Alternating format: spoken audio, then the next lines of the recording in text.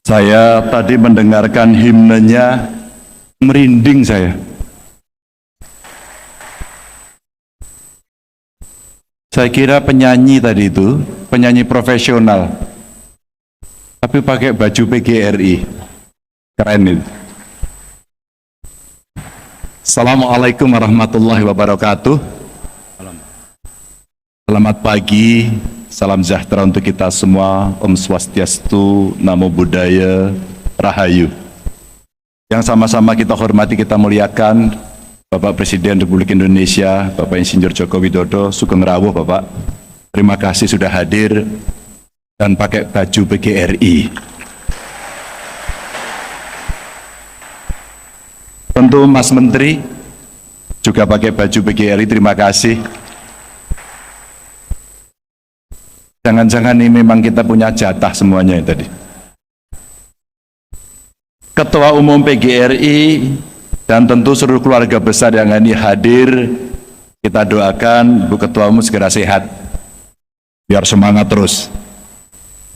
Dan tentu saja kawan-kawan saya, para kepala daerah, gubernur, bupati, wali kota yang hari ini hadir, dan seluruh pejabat yang hadir, Bapak Ibu guru yang sangat saya hormati, sangat saya muliakan. Sebelum memulai sambutan ini, izinkan saya mengajak kepada Bapak Ibu sekalian untuk menundukkan kepala sejenak saja. Kita akan kirim doa kepada 1.244 guru, mungkin lebih, yang telah gugur di medan pandemi, yang kemarin berusaha sekeras-kerasnya untuk membantu pemerintah agar pandemi ini bisa teratasi. Berdoa menurut agama dan keyakinan kita masing-masing. Mulai.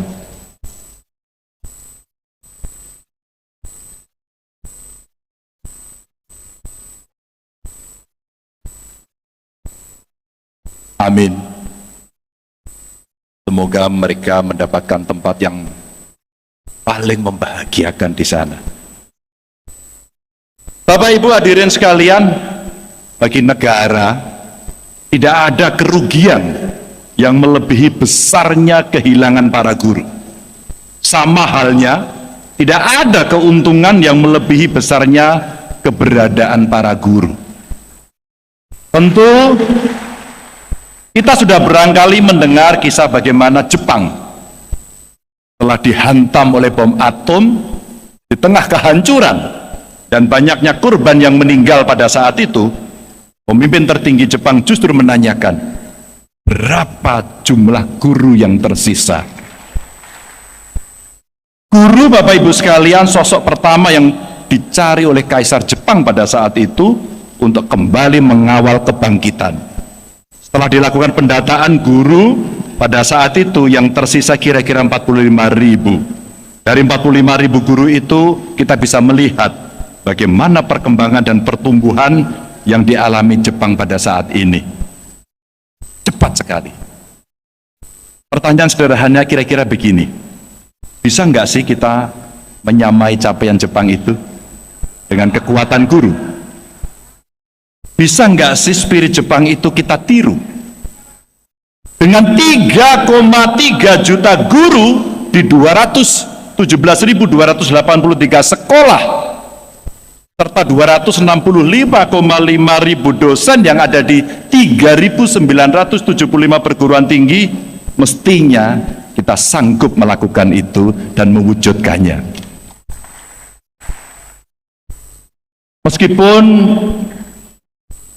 kesulitan ada, tantangan ada, dan kalau kita melihat setelah program sekolah garis depan dan guru garis depan yang menjadi ikhtiar untuk pemerataan akses pendidikan, Bapak Ibu, pemerintah pusat melanjutkan dengan melahirkan program Merdeka Belajar. Dengan program itu ruang belajar mengajar serta pertukaran pikiran antara guru dan murid menjadi lebih intensif, dan disinilah peran dan kualitas guru menjadi nomor satu, fasilitator untuk itu. Ya, meskipun terkadang buat siswa guru itu ya menjengkelkan, PR-nya banyak, tugasnya tumpuk-tumpuk, walake ora umum. Tapi berkat semua itu ada seorang Pak Jokowi yang bisa menjadi presiden.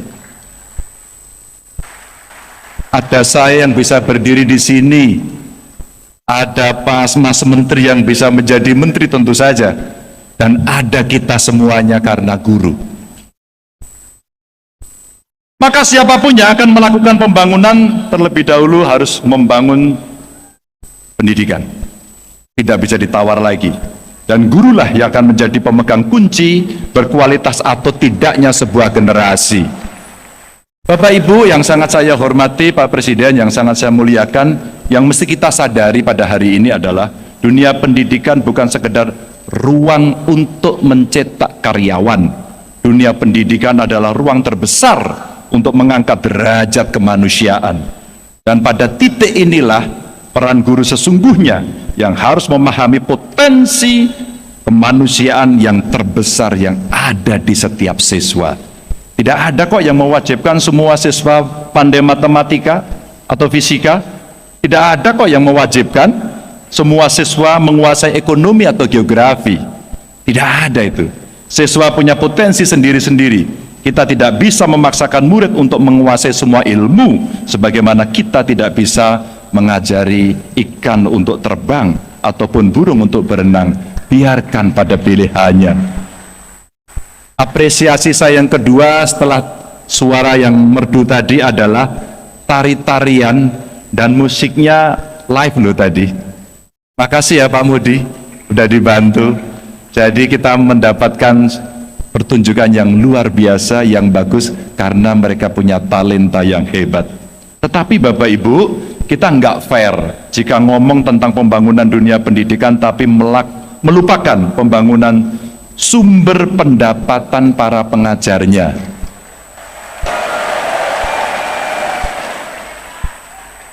Sabar.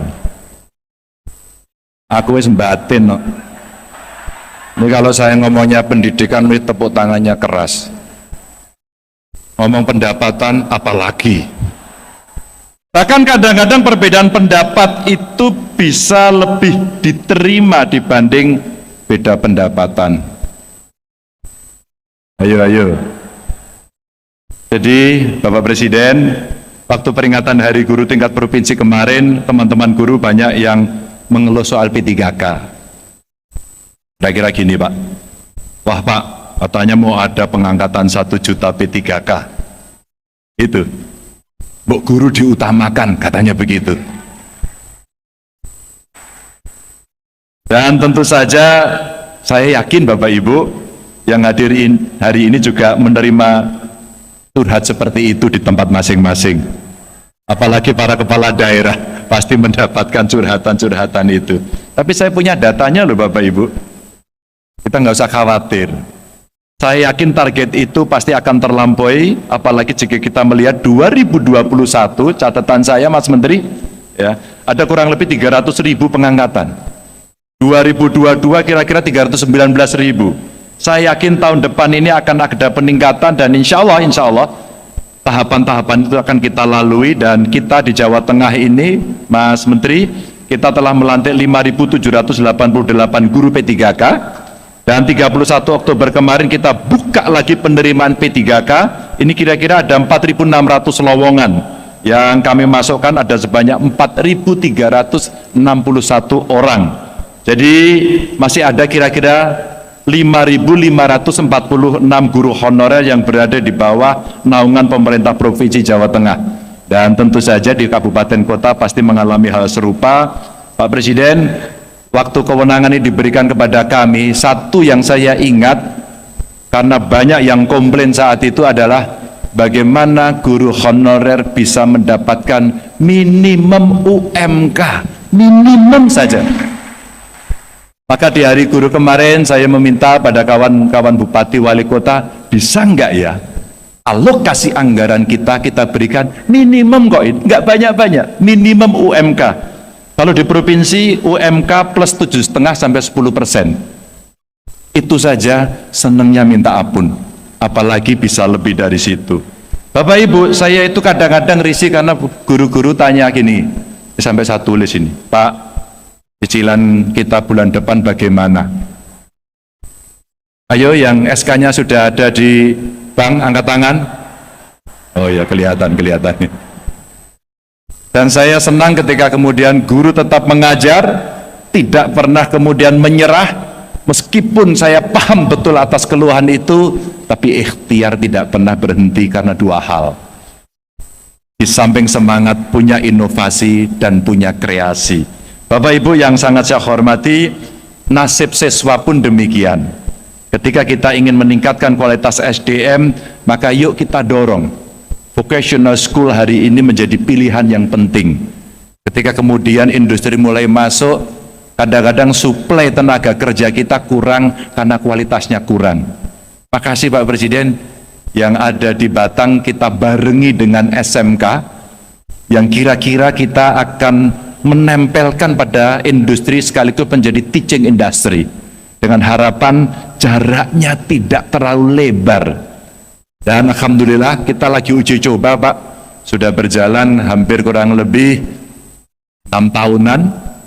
Kami cari keluarga miskin, kami sekolahkan Pak. Kami punya 3 SMK boarding school, kita gratiskan semuanya. Dan saya terharu betul, beberapa di antara mereka di Ijon. Yang saya terharu betul, Pak Presiden, Pak Menteri, mereka lapor kepada saya, Pak Ganjar, utang orang tua saya sudah saya cicil. Pak Ganjar, orang tua saya sudah saya bikinkan rumah utang. Pak Ganjar, saya sudah nabung untuk orang tua saya biar bisa naik haji. Mengharukan sekali. Selamat Hari Guru, I love you full. Assalamualaikum warahmatullahi wabarakatuh.